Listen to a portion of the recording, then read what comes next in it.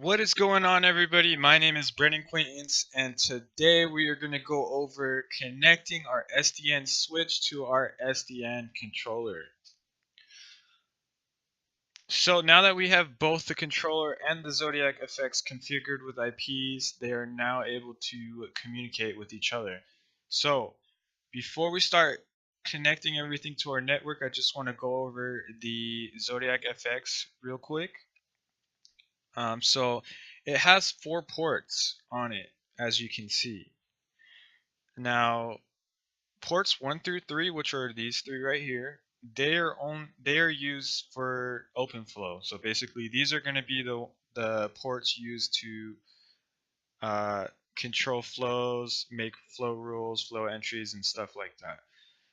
The port number 4 is specifically used only to communicate with the controller. So you can have this hooked up straight to the controller, or you can have it just go straight to your network, and then the network should be able to route it or switch packet forward it to the controller. So with that being said, we can verify this by going into our Zodiac FX control or switch, and you can go to show ports and you see the ports. So as we can see, we have ports 1 through 4, and you can see that 1 through 3 are using the OpenFlow, so they're going to be ones modifying the traffic and all that. The 4th port is the native VLAN. It's specifically just used to communicate with the controller. Now I already plugged this one into my network, so it shows status up. The other 3 ports are down because I have nothing plugged into them right now. And as you can see, I already have some packets coming through. Oh yes, SDN, it's working. So let's go ahead and jump over to our SDN controller. One thing I like to do before doing anything else is making sure that the controller can talk to the Zodiac FX switch. So let's go ahead and try to ping it. I give it an IP address of 202, and there it is. We do have connection. So that is taking in consideration that I already plugged in the Zodiac FX switch to the network as well as the SDN controller to the network. So for my project, let's go ahead and go over the topology that I'm using.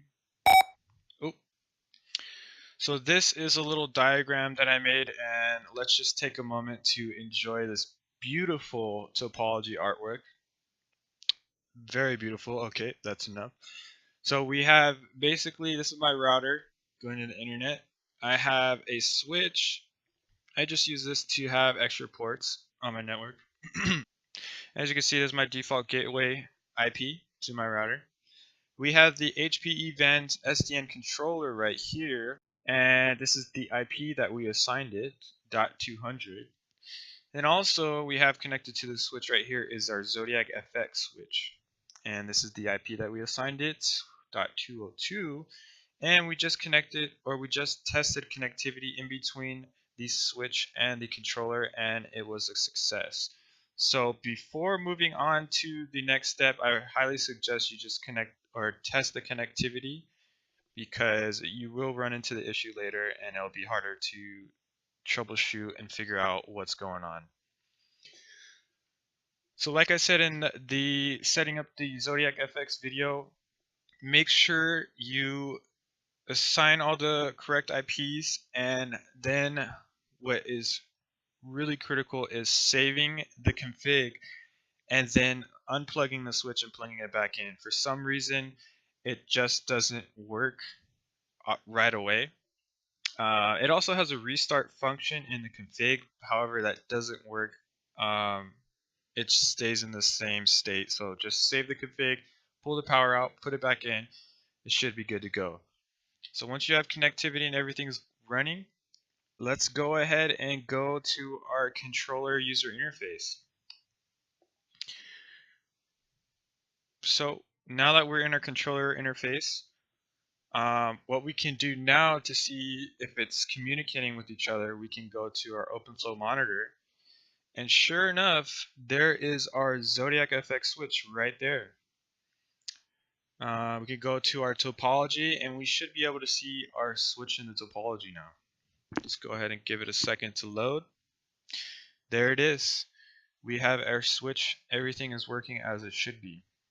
So that's about it. It's a very short and simple video. The main thing is I think you should set up your own topology diagram and map out exactly how it's going to be used. In the next video, I'm going to show. Now we are all ready to go and start controlling the flows that are going through our Zodiac FX switch. In my next video, I will be showing you how to install applications on the controller to be able to control the flows on the switch. My name is Brendan Quaintance, and thank you for watching.